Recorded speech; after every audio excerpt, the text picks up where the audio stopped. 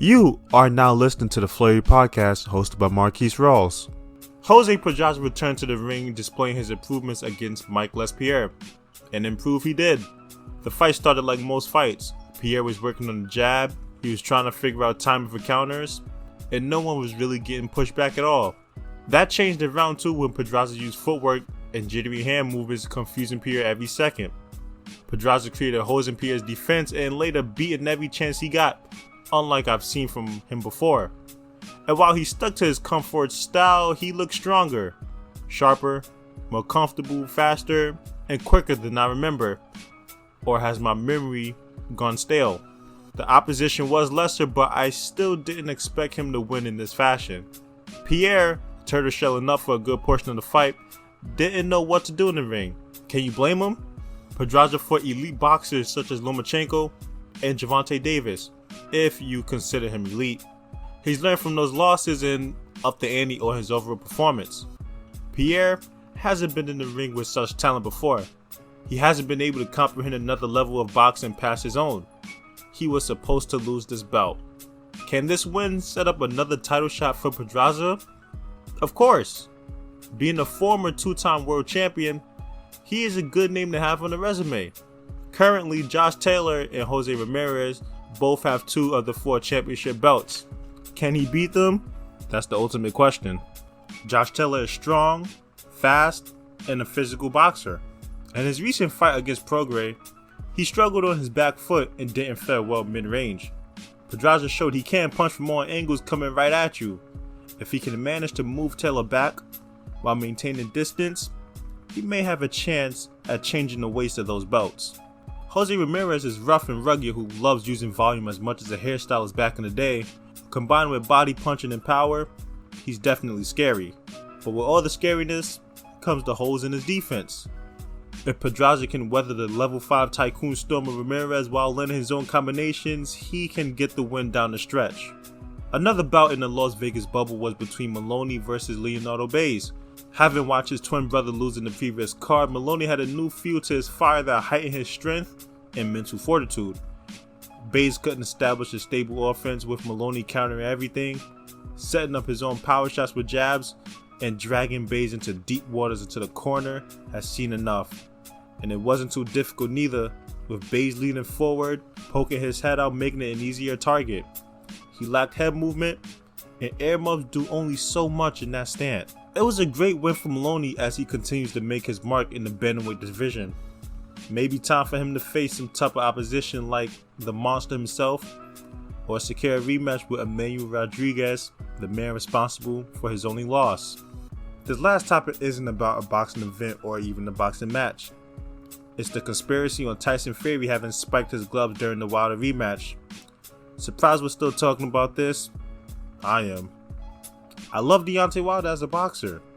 He's my second favorite boxer without a question. And I was upset when he lost and really hope he can win the trilogy by knockout. But over everything, I am a fan of boxing first. And being a fan of the sport mandates putting my biased feelings aside and adding sense and humility.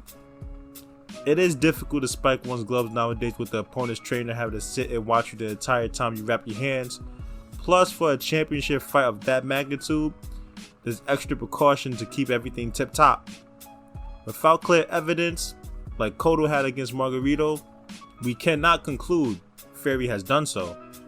And screaming it to the media every week or putting out statements on social media isn't evidence that holds up in the court of law.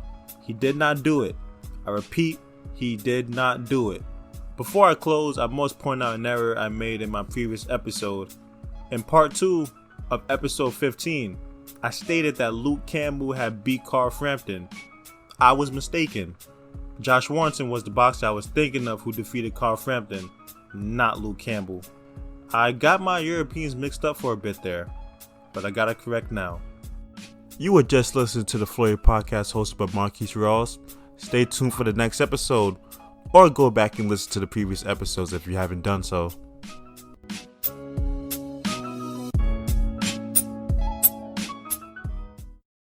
Part 2 of the Flurry podcast hosted by Marquise Rawls will start right about now. The first topic I'm gonna be talking about in this part 2 is Deontay Wilder and the conspiracy that he has this newfound self-doubt about himself, which I don't know if it's true or not, but I think there's a couple people that's a part of his team, some people that's around him, who have been coming out and saying that Deontay Wilder has this new self-doubt about him, which is understandable because throughout his professional career, there hasn't been anyone who could really take his power until he fought Tyson Fury. There hasn't been someone he wasn't able to beat until Tyson Fury. So it's understandable. A lot of great people have had self-doubt. Now, it's not about having a shortcoming. It's not about failing to achieve a goal or failing to complete the mission. It's about how you come back. It's about how you overcome it and how you get back to the top, how you get back to the glory of living up to the Bronze Bomber. I don't like how his team is trying to rectify the situation of Wilder having self-doubt. And that's why I think they keep coming out and saying that Tyson Fury cheated. I think that they never seen Deontay Wilder have really self-doubt before. Wilder has always been saying, speak it, believe it, achieve it. He says he's meditating. He speaks positivity. That's the type of guy that he's always been. That's the type of guy that he is. And that's the type of guy that the people around him are used to seeing.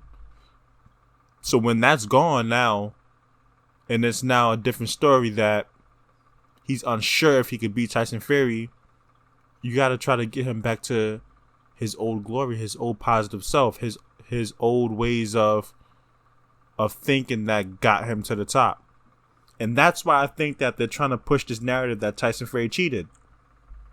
Because if you could convince Wilder that, oh, Tyson Fury didn't beat you by just pure skill and talent, he beat you because he cheated, that could sort of negate the self-doubt.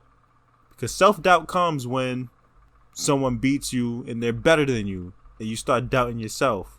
You doubting, hey, maybe I'm not smarter than that guy. Maybe I'm not stronger or faster, or maybe I just can't beat that guy. But if you have people who could convince you, oh, you are smarter and stronger and faster than that guy, he had to cheat. He had to spike his gloves to beat you. That's a terrible tactic to get away self-doubt.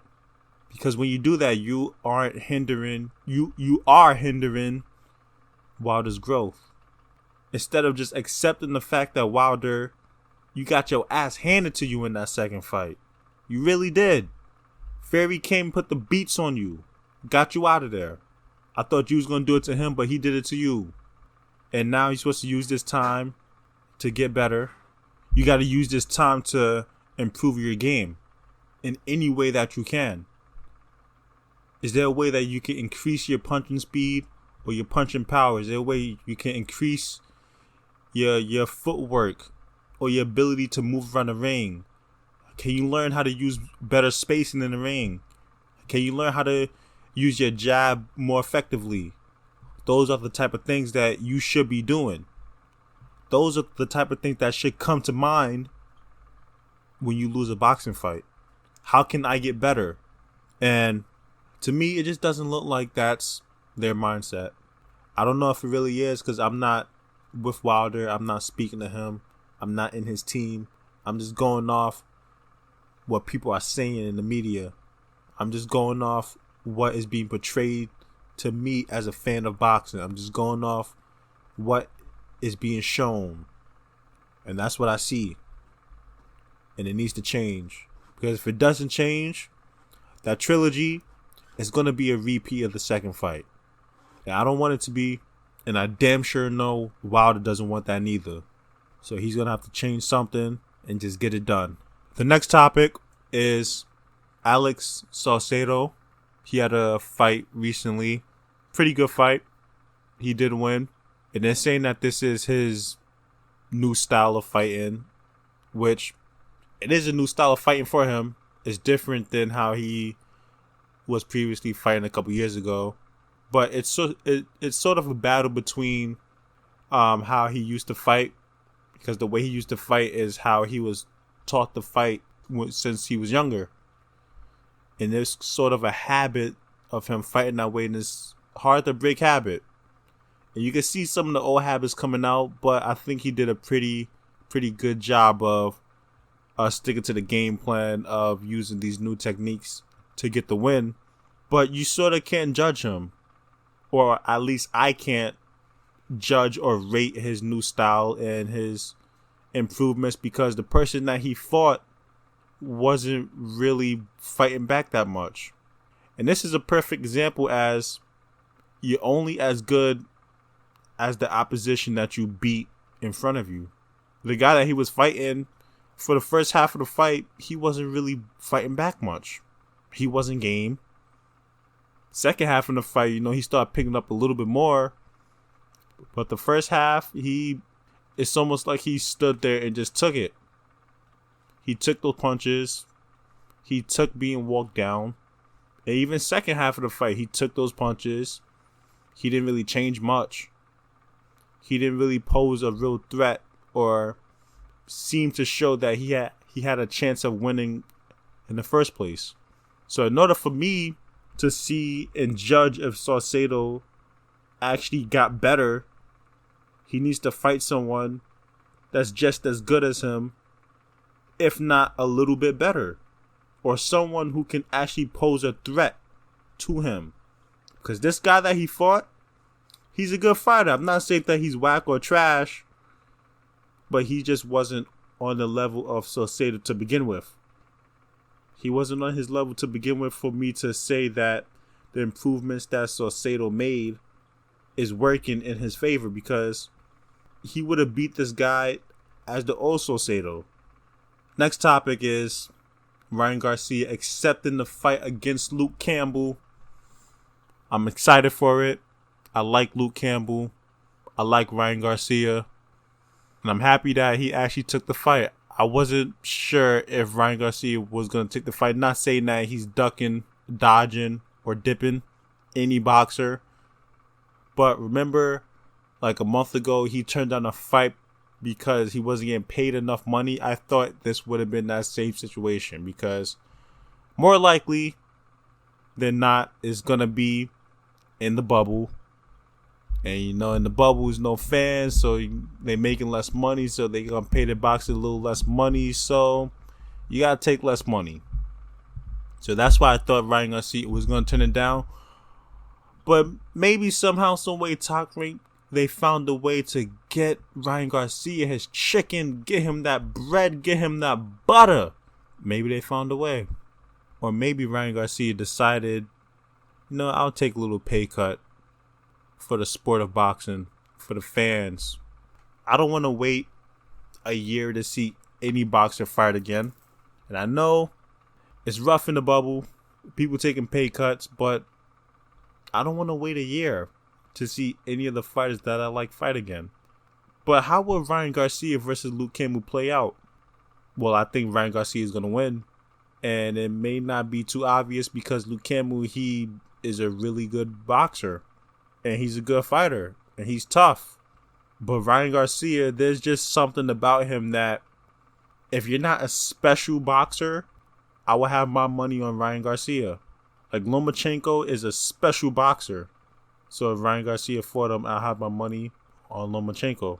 Shakur Stevenson is a special boxer.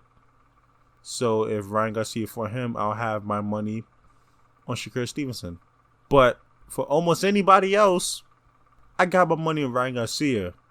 He's strong, lightning fast, and he just works well at the mid-range. When he's in that mid-range, he's just so comfortable there, and he knows how to get that perfect distance where he can hit you and still be able to come out, then just come back in and hit you again.